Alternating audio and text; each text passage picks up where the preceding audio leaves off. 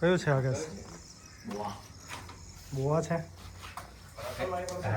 ના ના ના, કોમન સેન બોવા, બિનઝેરી બિનઝેરી.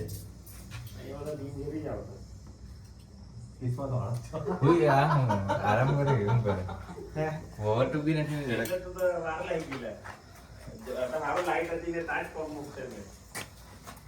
બેબી છે, નાનું છે. દરગોઈ ગયા આપણે ગુજરાતીમાં નમફોડી.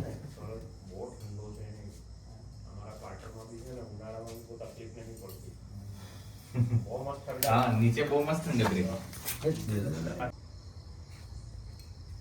બેબી છે એકદમ નાનું. કાઢે આવી કાઢે, નાનું છે તો એ.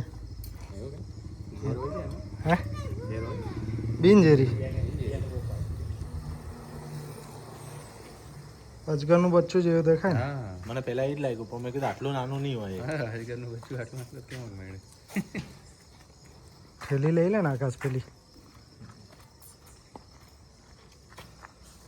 આમ કાતા પાણીમાં છોડી આવો કે બહાર છોડી દે. એકવાર તો અહીંયા બહુ મોટો કરચલો નીકળી રહેલો ચોમાસામાં, તો પેલા ગલુડિયા એને હેરાન કરે, લીધો એક ગલુડિયા બહુ ખરાબ. ઓકે ચાલો ફોન કરજો, દેખાય તો.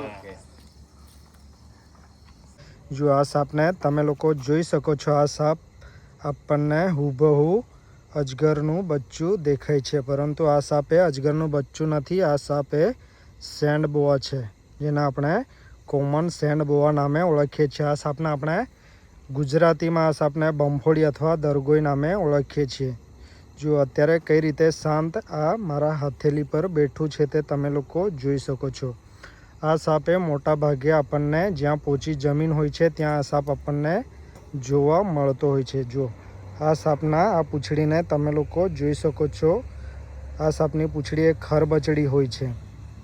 આ સાપ બાઇટ કરી લે તો એ ભાગે આપણને એ ચામડીનો કલર આ સાપની પેટર્ન છે તેવો થઈ જતો હોય છે, એવું ઘણા લોકોનું માનવું છે, પરંતુ એ પણ એક અંધશ્રદ્ધા છે. આ સાપ એ ખૂબ જ શાંત સ્વભાવનો છે.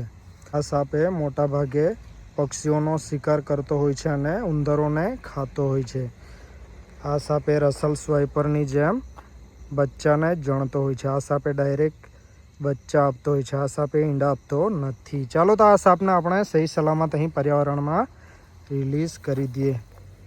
આવો સાપ અથવા અન્ય કોઈ પણ સાપ જો તમને દેખાય તો તમે મારો સંપર્ક કરી શકો છો.